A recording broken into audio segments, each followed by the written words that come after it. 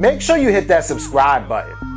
Peace, y'all. Jonny Fastlane here. So, Lil Nas X buys Billy Ray Cyrus a Maserati, and Lil Kim and Lil C's link up for the first time in 15 years. Plus, the Toronto Raptors buys Drake a $770,000 jacket.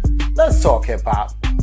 What's up, everybody? We're about to pull up at Billy Ray Cyrus' crib, and I'm postmating him a gift. What's up? It's yours. Old Town Road, #1, 7 weeks. Alright, so look, man, this is obviously a Postmates commercial, right? Postmates, they be spending mad money. They be giving King Batch a bunch of money. King Batch always popping up every time I'm trying to watch a video on YouTube. Hey, this is King Batch from Postmates. You can buy anything on Postmates. You know, so, and you can buy anything on Postmates. You can buy liquor. You can buy, you know, food. You can order your groceries. Like, it's just not like, oh, I'm gonna order some food, like, you know, burgers and shit. Like, it's a whole bunch of stuff, right? And all that is cool, right? Obviously, you can get a car off of Postmates too, because Lil Nas X went on Postmates and ordered a Maserati for Billy Ray Cyrus. Now, why did he get a Maserati for him? Because in the song, you know, Old Town Road, in the remix, when Billy Ray Cyrus is like, riding down Rodeo in my Maserati sports car. So he was like, oh, hell yeah, you want a Maserati? Let me get you one, right? Lil Nas X is showing his appreciation for, you know, Billy Ray Cyrus by saying, hey man, I'm gonna get you a Maserati because you jumped on my track and you really, you know, took it out of here, right? That's one side of it. The other side of it is that Lil Nas X didn't spend any money at all, and Postmates paid for the Maserati because that's how they're gonna pay Lil Nas X and Billy Ray Cyrus for starring in a commercial. It's a commercial. Trust me. You know, even though it seems like, you know, Lil Nas X is just taking like a little selfie video and, you know, it looks all organic and everything like that. Trust me when I say that niggas got paid for doing this, right? And come on now, Billy Ray Cyrus was fully dressed, had on his cowboy hat already, answered the door within like 3 seconds as if he was standing by the door waiting for somebody to answer it. It's not like Lil Nas X didn't ring a bell. He knocked on the door. So and he didn't knock hard. So the nigga had to be like right there by the door, right? The nigga Billy Ray Cyrus answered the door, had his guitar in his hand. Like, the way that Billy Ray Cyrus answered the door was like he just happened to be next to the door with his guitar in his hand, waiting for somebody to knock. You know, that's what I'm saying. Like, it was all set up too perfect to be on some, oh, this is organic or whatever type shit. But whatever, you know what I'm saying? This is cool. Billy Ray Cyrus been in the game for over 20 years. You know, they playing Hannah Montana reruns still right now on, you know, the Disney Channel. Lil Nas X just got in the game, so my nigga, do not spend all your money buying shit for a nigga that could buy this shit for himself. But then again, I'm sure that Lil Nas X probably didn't even buy the Maserati. It was a gift from Postmates, and you know, they did their damn thing. So, you know, it's cool, it's nice. You know, and something like this is obviously gonna continue. You know, I mean, they just dropped a video for Old Town Road, so something like this is gonna give that song, you know, a little bit more legs for like the next 2 or 3 or 4 weeks even, until Lil Nas X comes out with a new country music song, which I hope that he's working on. Let me know what y'all think about this in the comments.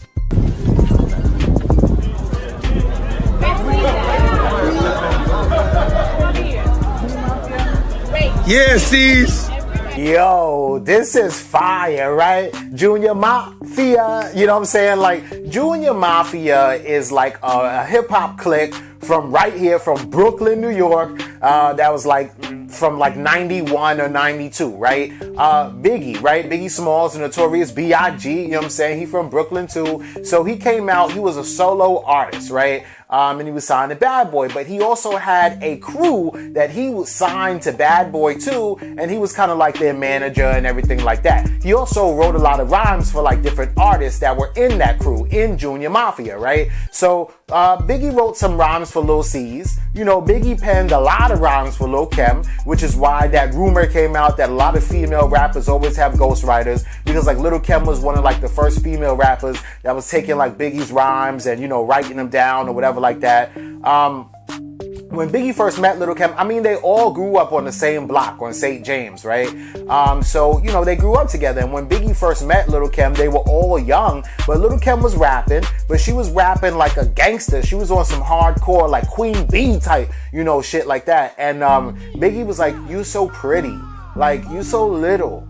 Like, you so cute." You know what I'm saying? Like, what is up with you? Like, why you rapping like you ready to like shoot a nigga in the face or something? Like, niggas, she's like, Biggie was like, yo, dudes don't even want to hear that type of shit from a female. Well, and Lil Kim was like one of the first females that was like really like to do it. And Biggie was like, nah, you gotta soften it up. You gotta rap like, on some feminine shit. Like, what if you came out and was like, I'd rather, whatever like that. And then Lil Kim was like, okay. So Biggie actually sat there and wrote that shit. Like Lil Yachty was writing for the City Girls. Biggie sat there and wrote for Lil Kim. Like, yo, I'm gonna do this. I'm gonna deep throat that. I'm gonna whatever. And then Lil Kim got in the studio, but everybody loved it, right? And Lil C's was there too, right? So we're gonna go back. We're gonna go back in the time, like 2004, 2005, 2006, right? When, Lil Kim had beef with Foxy Brown, right? And so Foxy Brown, she was down with like The Firm, right? And so The Firm, that's like Noriega, that's Nas, that's AZ, and Foxy Brown. So like them over there, right? And then Lil Kim, she was down with Junior MAFIA, right? So Biggie had already died, but Junior MAFIA was like Gutter, Banger, which two dudes that y'all don't know, because Gutter and Banger, they ain't no rappers, they just niggas from the streets, but they down with Junior MAFIA, and of course Lil C's too, right? So as Lil Kim is beefing with Foxy Brown, Hot 97, they decide that they want to do like interviews with Junior MAFIA, and then they want to do an interview with CNN, right? Capone and Noriega, right? And then so Capone and Noriega, they're down with The Firm and Foxy Brown and all them, so that's their side, that's their people, that's their fam, right?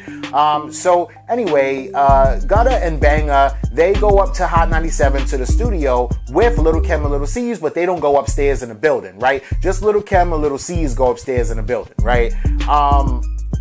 To do the interview. Gutter is outside smoking a cigarette, whatever, right? So Lil C's and Lil Kim come back down. The interview was great. Everything was all good. They talking in front of the building, chatting it up, leaning up against the car, whatever, right? So as they're there, an hour after Hot 97 does the Junior MAFIA interview, they want to interview Capone and Noriega. So Capone and Noriega are walking into the building as, people from Junior MAFIA are just chilling outside. And these two cliques got beef, right? So Capone and Noriega sees them, and Capone approaches Banger, and Capone approaches Gutter, and is like, yo, Gutter, what was that you were saying about me last night in the club or whatever? And then Gutter just starts shooting. Gutter had I think a Mac 10, and he just starts letting off rounds, yo. Shoots this nigga Capone, shoots a bunch of motherfuckers, right? Shoots 22 times, right? Everybody is there. The other side, Capone and Noriega, they do return fire, actually, because in all, it was 51 rounds shot, and 22 of those bullets came out of Gutter's gun, right? The Mac 10. So anyway, Gutter ends up getting arrested. He goes to jail. He pleads guilty. He admits it. He's like, yeah, it was me. I shot up the place. I shot 22 times out of my Mac 11. I just got the Mac 11. He explains the whole story. He talks about how, Capone walked up to him. He says, it was my bad. My ego went crazy. And they was like, all right, fuck it. You get 16 years, right? And he ended up serving 12 years. So he's out now, right? But in all that stuff that was going on, they subpoena, the New York State actually send a subpoena out to Lil C's and Lil Kim, right? And the reason why they subpoenaed Lil C's and Lil Kim was because they were there as witnesses, right? So when you're subpoenaed by the state, you have to show up to the stand. You have to, right? Whether you a snitch, whether you trying to keep it real, whatever it is, if you get subpoenaed, you have to show up, right? The thing is that you could do one or two things if you get subpoenaed, even after you show up. You could plead the fifth, right? You could exercise exercise your right to plead the fifth and not say anything. So sit on the stand and they start asking you questions. Said, I plead the fifth. I plead the fifth. I plead the fifth. And don't say nothing about nothing. Or you can get on the stand and straight lie. Yeah, you witnessed it, and there was video footage and everything that you witnessed it.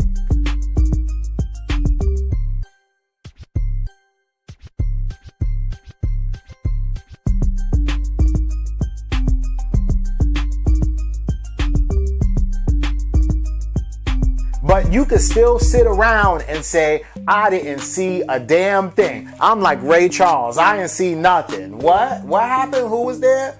I was at High 97 doing what? I had an interview. You know, you could do it like that, right?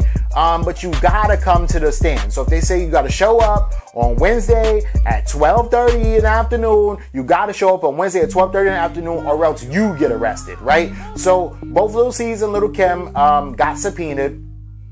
And Lil Kim went up there and they was asking her questions. She didn't plead the fifth, but she was like, I don't know what y'all talking about. I didn't see nothing. I don't know nothing. I don't know what Gutter was doing. I didn't see him. Gutter didn't shoot nobody. And you know, that's what you're supposed to do. Either take the fifth or straight up lie for your peoples, especially since Gutter risked his whole life trying to protect Lil Kim. I wouldn't want to say that he was trying to protect Lil Kim. It was more like he had an ego and he was upset that Capone approached him in front of a bunch of people. But he was on Lil Kim's team, and yeah, he was trying to protect Lil Kim. You know what I'm saying? All the beef started because Lil Kim and Foxy Brown was beefing. So yeah, you know, he's trying to protect Lil Kim. But anyway, so they asked Lil C's what happened, and Lil C's kind of told the truth on the stand. So he didn't lie, and he also didn't take the fifth, right? So Lil C's, whatever he said on stand, corroborated what Gutter had admitted to doing himself, right? And because Lil C's story sounded like Gutter's story, and then Lil Kim's story sounded completely different and fake because she got on the stand and straight up lied to these fucking motherfuckers, they put Lil Kim in jail for a whole year. Because if you lie on the stand, that's perjury. And that's why you got to put your hand up and be like, I, you know, swear I'm telling the truth, blah, blah, blah, blah, blah. Because if you lie under oath, you could get put in jail for 1 year, right? Or I think it's 364 days. So it's like 1 day less than a year, right? And they straight up put Lil Kim in jail, right? So that was right around the time that Mano was messing with Lil Kim, right? And Mano was right here in Brooklyn on Fulton Street, all racing up and down the block on fucking Nostrand Avenue, leaning up against Lil Kim's cars and shit, riding her cars because she was locked up anyway. And that's how we started actually knowing who Mano was. Mano had like, I don't even think Mano was a rapper. He had just got out of prison and everything. Like Mano was like on his real like street ass shit, right? And Mano seen Lil C's one night and gave him the beats. Like, Mano, like, squared up with that nigga, knocked him out, you know, started stomping that nigga out with his Timbs on, like some straight Brooklyn shit. This is all Brooklyn shit, by the way, okay? So with all of that being said, man, you know, Biggie's birthday was the day before yesterday, and Lil Kim and Lil C's linked up for the first time in 15 years after all of that drama, okay? And they was kind of just chilling and having fun. They went to dinner. Lil Kim, you know, I honestly, I love Lil Kim. I respect Lil Kim. I think that she's an OG. I think that she's a beautiful queen, but I think that she messed herself up. Like, Lil Kim looked so beautiful back in the day, right? And for her to like do all that stuff to her body, or especially like her face, because of the way that she felt about her confidence or whatever, or maybe she was just like going through a deep depression after like Biggie died, because you know that not only did she look up to him, but she was like in love with him, you know what I'm saying? So I don't know, man, it's just a lot. But you know, I respect her in her position in the hip-hop game, but I just really think that she messed herself up, like physically, and that part of it is sad. But anyway, you know, she was there, she was looking like herself. Lil C was there, he was still looking mad young. The whole Junior Mafia was there. I've seen some other faces from Junior Mafia too. So I just think like the whole situation is dope. I'm so happy, like after all that beef and all that drama, that Lil Kim and Lil C's got together finally. And I'm not looking for no music from them, but at least like we can like get a chapter being closed, because like that is like one of hip hop's craziest stories. Let me know what y'all think about all this in the comments.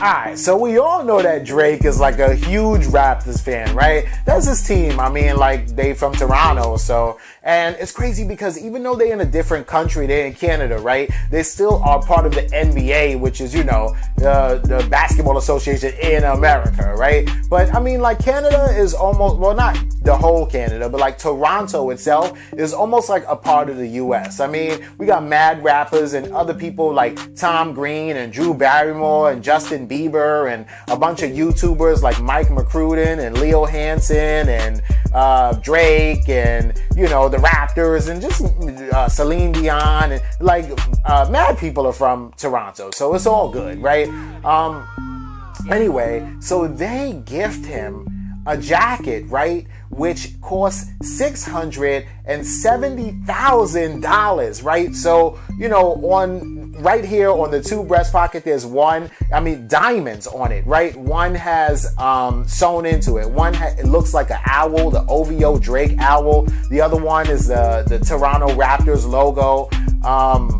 Crazy. And the jacket is like a suit jacket, but it's made out of like that same material that was first introduced, like they made like jerseys out of, like sports jerseys, but like the first material ever back in like 1927 or something like that. So you know that material is like mad expensive. It's sort of like silk but a little thicker. Like I don't know where the hell Drake would even wear this jacket to. I guess maybe like some kind of gala for the Toronto Raptors or something like that. But that's crazy, yo. That's almost $1 million jacket that they're giving Drake for free just because he's a huge supporter of the Toronto Raptors. Like, are they making that much money from Drake supporting them that they are like, listen, this is a small percentage and a token of our appreciation. Here's what we're giving you. I mean, like, this is fire. Check out the pictures.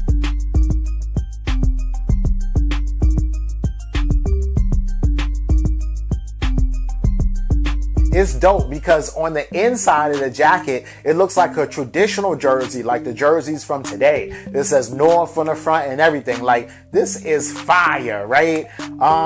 Yo, I think that this is cool, man. Drake be out here making money moves, you know what I'm saying? This is dope. Let me know what y'all think about all this in the comments down below. Don't forget to like, comment, share, subscribe. Hit that notification bell. Follow me at Jonny Fastlane, that's JONNY Fastlane on Instagram and Twitter. And y'all already know what to do. Peace.